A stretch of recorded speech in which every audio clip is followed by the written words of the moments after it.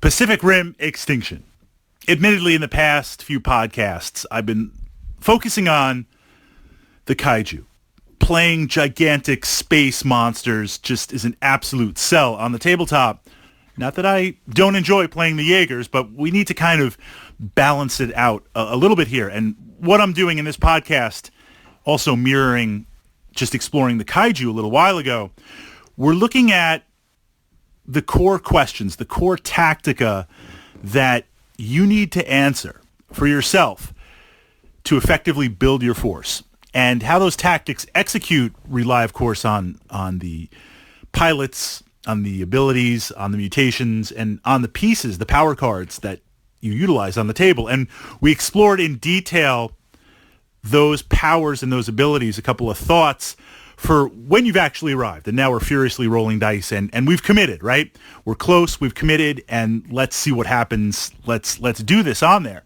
But overall speaking, what is the approach vector, so to speak? What is the plan that is going to allow us to complete the mission? Now, I'm going to break a rule here a little bit, and it is broken compared to other war games, or we're going to allow ourselves to break it a little bit based on the narrative. You know, Pacific Rim has a very, very specific narrative to it. They've taken these machines, these Jaegers, these mechs, and these space monsters, kaiju, and stuff like that, and really captured the feel, in my opinion, of how they move and operate on the table. That for something so big on both sides, they move pretty fast, yet at the same time, kind of lumbering and hulking. It's very, very interesting. So in wargaming, you never want to break apart. You never want to, you always want to stay together with your units on the table. We look at something like Wings of Glory, World War I. I love it. I enjoy playing it. I have my two planes. I have a wingman. They stay together on there. I never want to send one plane off and another plane in another direction. Chain of Command, World War II, I'm advancing with my tank. I've got my infantry right there, as a screening force, working with it to prevent being ambushed by an anti-tank team. Battletech, right? My Lance, my 4 mechs, they're close enough so that if an opposing mech comes into range, each mech can fire their lasers, missiles, and PPCs added. This idea of sticking together as a group so that as units come into fire, you can maximize your firepower. You can maximize that dice volume on there. That's kind of Wargaming Tactics 101. And that's not to say you can't have a skirmisher unit that moves ahead and holds your opponent in place and then pulls out. It's not to say you can't have cavalry or bikes or something fast-moving spaceships on the side. Judge Dredd Miniatures, I've got my Skyboard team working the flank up on there. But the core percent of your force, whatever that's going to be, 80%, generally wants to stick together. Pacific Rim, we're going to break that a little bit, and we're not going to be as tight. We're going to kind of fan out a little bit. We're going to skirmish out a little bit. The Jaegers, yes, they have some very, very potent close combat assault type abilities on there. But they are also, generally speaking, a little bit better in shooting, or they can equally do shooting and the assault. The kaiju have shooting, but admittedly, they tend to be a little bit more biased towards the assault on there.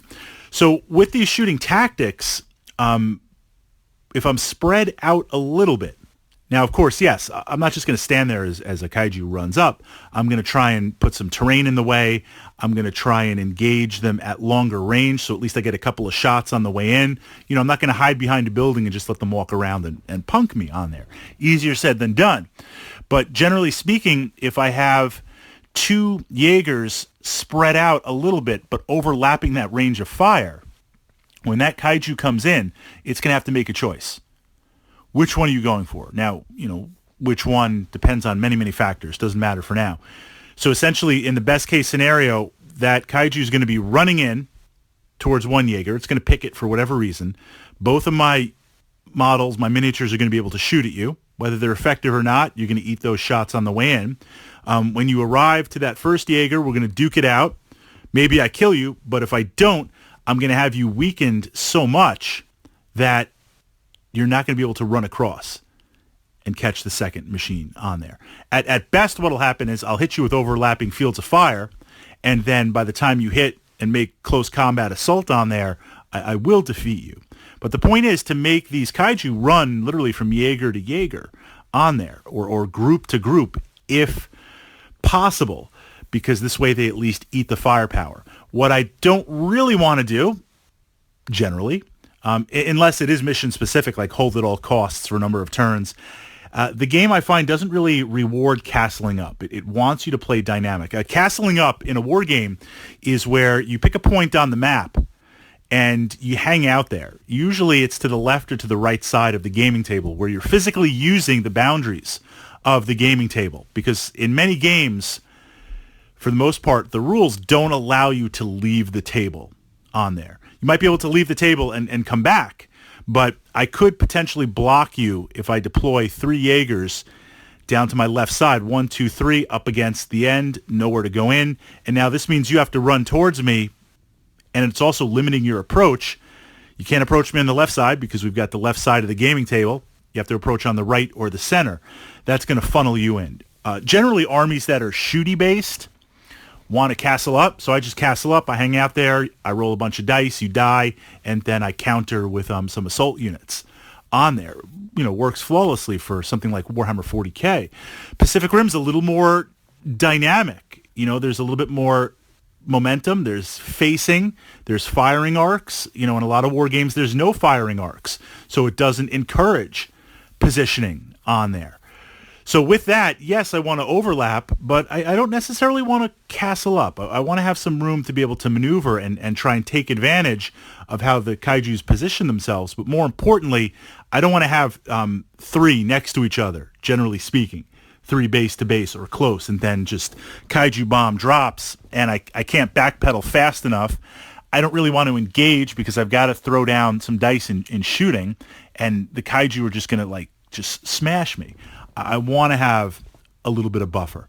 Now, that's not to say, again, finishing blow, I can have one Jaeger make base, then I can bring in the other one, make base, and especially if I'm activating with that ability on there, then hit you with 2. Yes, absolutely, I want to gang up, 2-on-1, 3-on-1 in the assault, in the shooting. But that's equally true for the kaiju also. But general tactics, 2 very, very interesting sides with how they play and what your approach is in. And again, this is like core, just some considerations, just some thoughts on there. And then from there, layer over the actual piece, the actual unit that you're playing, then layer over the mission, then lay over the terrain, and then lay over your personal play style. So this is very much an evolving process, but the tactical pieces are ever moving.